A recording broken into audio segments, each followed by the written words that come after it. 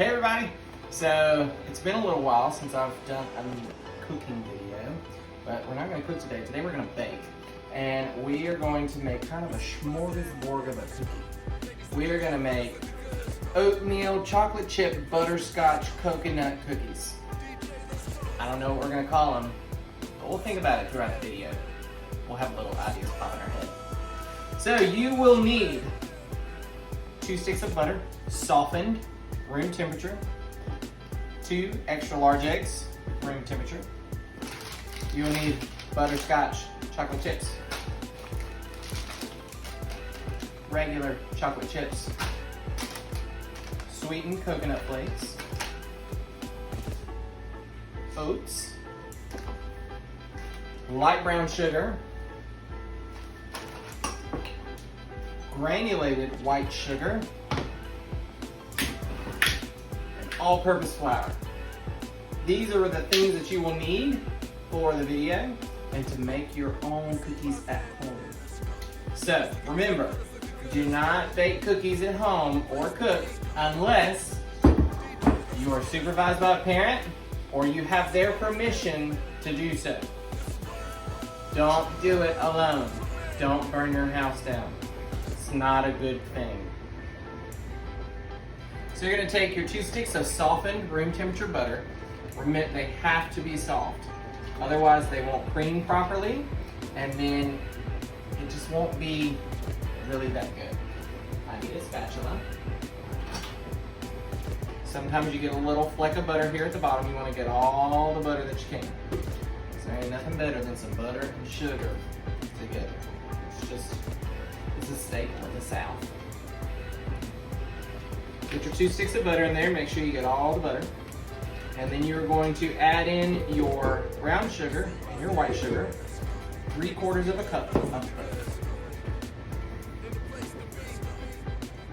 So you're going to put on your paddle attachment if you have a stand mixer. If you don't, you can use a hand mixer.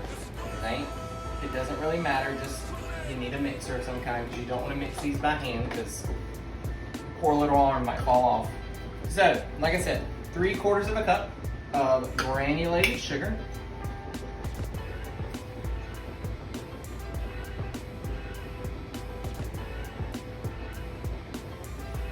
It is very important in baking that you level off all of your ingredients.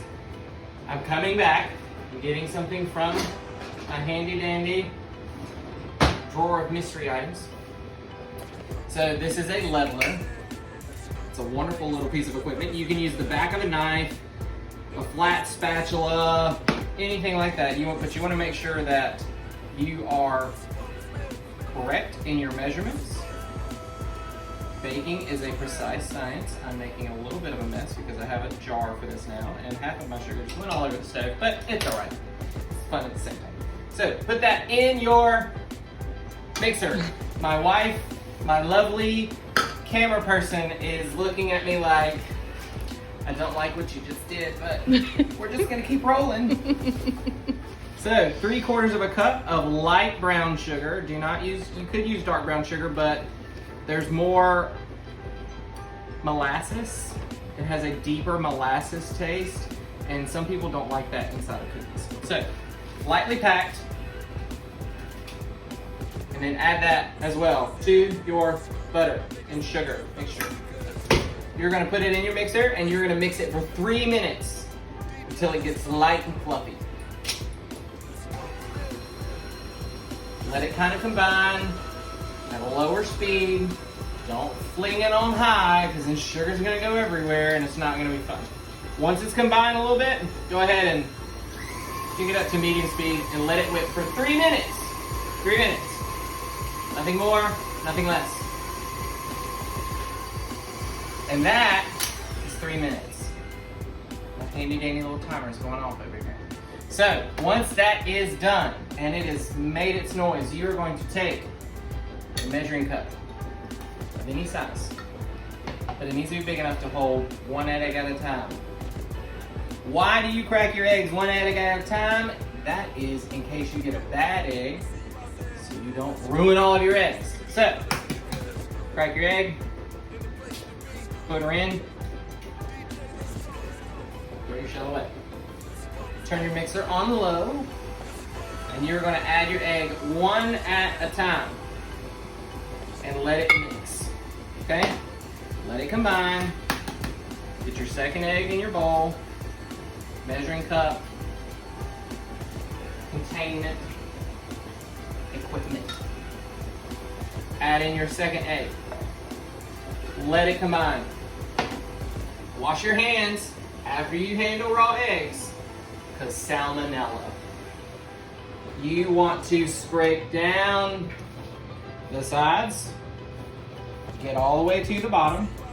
Make sure that you get everything off the bottom. If you have this fantastic little attachment like we do, come on. It has a scraper on it, but sometimes things get stuck in this little edge there. Scrape it out, put it back on, get ready for the next step. Next step is you are going to measure out 1 3/4 cups of all-purpose flour. Now,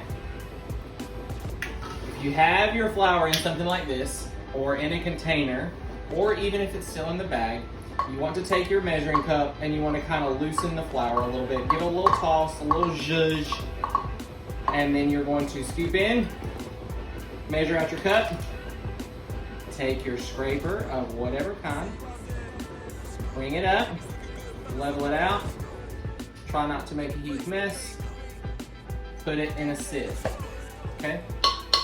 Give it a little tap tap. Now, you need 3/4 of a cup. So we're gonna go in, loosen the flour, tap it, scrape it, dump it. Then you are going to get some salt. You need 1 teaspoon of salt. I have kosher salt. You can use iodized. It doesn't matter. This will not go through a sieve though, so just let it go into the bowl. Okay? You also need baking soda. 1 teaspoon. You're going to sift all of these things together. Sifting takes out all of the lumps of the flour, so it doesn't have chunks of flour inside of your cookies, because that doesn't taste good. And if my wonderful camera lady will zoom in on this right here, you see what would happen if you just dump this in? You would have all of these lumps. So once you get to this, you're gonna take your little fingers and you're gonna go and give it a little cross like that. And there will be hard pieces sometimes. And we're gonna take those hard pieces and throw them away, because you don't want them in your cookies. All right, now, set that to the side and get your oats. Okay, then you are gonna take 1 1/4 cup of oats. They can be quick oats, they can be just rolled oats, but you don't want like long cooking oats. Sometimes they don't get they don't absorb moisture as well. And then you need 1/4 cup as well. So 1 1/4 cup. Get those. And then you are going to mix those into your butter and sugar mixture on low. So turn it on 1. Add them in. Add them in. Let it get a little mix. And stop. Okay? Now, you're going to take your flour and your baking soda and salt, and you are going to slowly add it. You don't want to just dump it in there and let it go. Add about half, let it mix, add the rest, let it mix, and stop. Don't over mix it. Don't over mix it, because you will get tough cookies. Cookie names. We haven't thought of another part. The whole pantry. The whole pantry, but the kitchen sink. We might leave out the kitchen sink. Maybe it's just the whole pantry cookie. So we got all the sweets that we can imagine in there. Raise up your lid. Add in half of your flour. Stop. Put it down. Turn it on low. Let it mix up. And then we're gonna add in the second half of flour. All right, I've added in our second half of flour. I'm gonna let it mix just until it's combined. And once it's combined, that's it, turn it off. All right, so you are going to take 3/4 of a cup of chocolate chips and butterscotch chips, okay? So, 3/4 of a cup and 3/4 of a cup is a cup and a half. So, add in our chocolate chips. That is about 3/4 of a cup. Dump them in. Butterscotch. 3/4 of a cup. That's all that I have left. Add it in. For the coconut, we don't want the coconut to overpower, so we're going to take about my handful, which is probably about 1/4 of a cup to maybe 1/3 of a cup of coconut, and we're going to put that right in, and then we are going to mix this for 5 seconds. That's it. Just enough to kind of get everything mixed and happy. 1, 2, 3, 4, 5. Done. Stop. That's it. Because the longer you mix this dough, the tougher the cookie will be. And you do not want a tough cookie. That is not good. I don't know about y'all, but I like soft cookies, chewy cookies, but sometimes I do want a crunchy cookie. But I'll just leave that to the Chips Ahoy, because they're my favorite. Oreos are also my favorite cookie. Really, any cookie is my favorite cookie. All right, your cookie dough should look like this. Nice and smooth. You can see the chocolate chips, you can see the butterscotch, you can faintly see the coconut. Scrape all the way down to the bottom. Give it a little fold. Make sure that everything is evenly mixed, that you don't see pieces and bits of butter that has not been mixed in with anything else. And then you are going to take a cookie sheet. It can be non-stick, it can be regular, it doesn't really matter. If it is not non-stick and you have cookies that generally stick to it, I would spray it, or I would get some non-stick aluminum foil or something like that. But if you have a non-stick cookie sheet, that is what I recommend 1000%. Okay? Also, your oven needs to be at 350 degrees. Watch the video all the way through before you start making cookies so you know what temperature to put it at, because I told you late in the game. 350 degrees, preheated. Then you are going to take a handy dandy scooper. Scrape all the stuff off of your spatula, because you don't want to leave any of this behind. I've watched thousands of cooking shows, and it irritates me to no end whenever they're making something and they get all the way to the bottom and they leave like 4 cookies worth of dough in the bottom and like, all right, we're done. No, make all of your cookies. So, scoop it out, drop it. Scoop it out, drop it. I'm gonna move this in a little bit because I don't want it to melt everything too hot. So, we are going to scoop and drop. Scoop and plop, scoop and whatever you want to call it. Make something fun. Leave me a note in the comments on what you call scooping cookies. Some people call them other things. You don't want to make them too big because they are going to spread a little bit, and you don't want to end up with a sheet of cookies. I mean, if you wanted to make this a cookie cake, you probably could. But we're using the wrong pan for that. So I will be back in just a minute once I've scooped all these cookies out onto this sheet. All right, once you've got all your cookies on your cookie sheet, you're going to take coarse sea salt, if you want to be really bougie, like a Food Network chef, who I don't know if it's okay for me to say her name because I don't want to get copyrighted, but she's from Bridgehampton, New York. That'll give you a little idea. She's very bougie. She uses fleur de sel, which is a French gray flaked sea salt. You can buy that in Greensboro. In the Friendly Center, there's a fantastic little store called the Extra Ingredient. They have French gray sea salt or fleur de sel.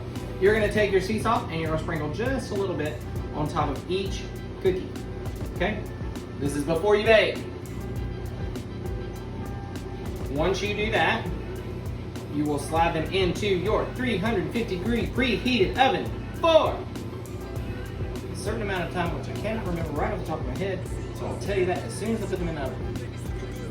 So you are going to slide them in there for 10 to 12 minutes, okay?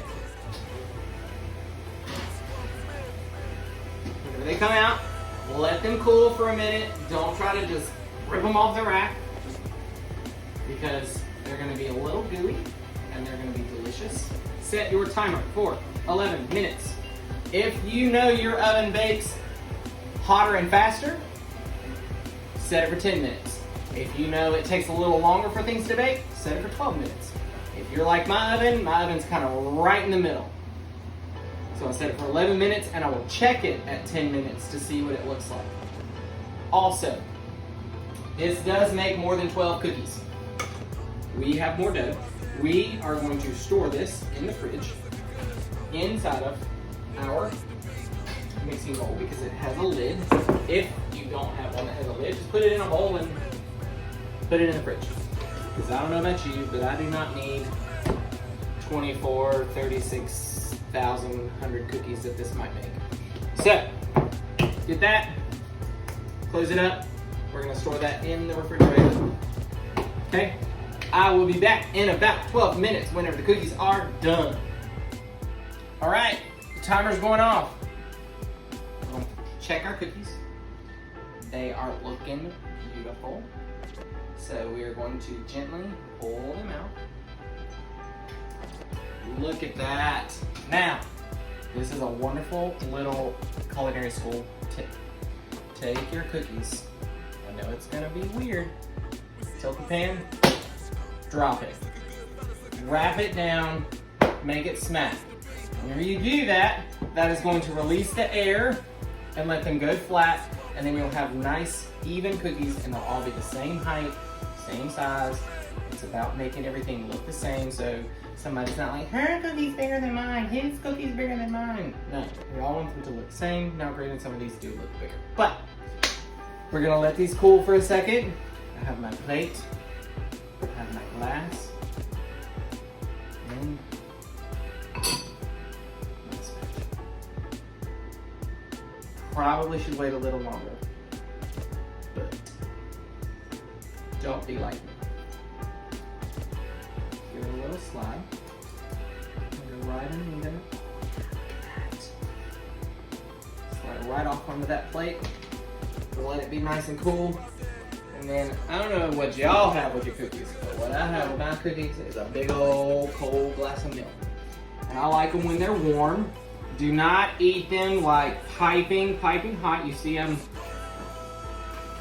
containing myself and letting the cookie sit while I get my milk so it can cool off a little bit so it's not, you know, off the surface of the sun hot. But once it's cooled a little bit, I just like to take it, give it a little break and pull, and it just comes apart. Ooh, it's gonna be chewy and good. Give it a little fold. The coconut and the butterscotch and the chocolate just melt and meld together.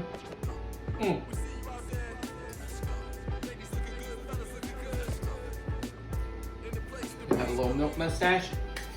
But those are everything in the pantry cookies. I hope you make them. They're delicious. I hope you enjoy them. When you make them, tag me in a picture on Facebook, on Instagram, wherever.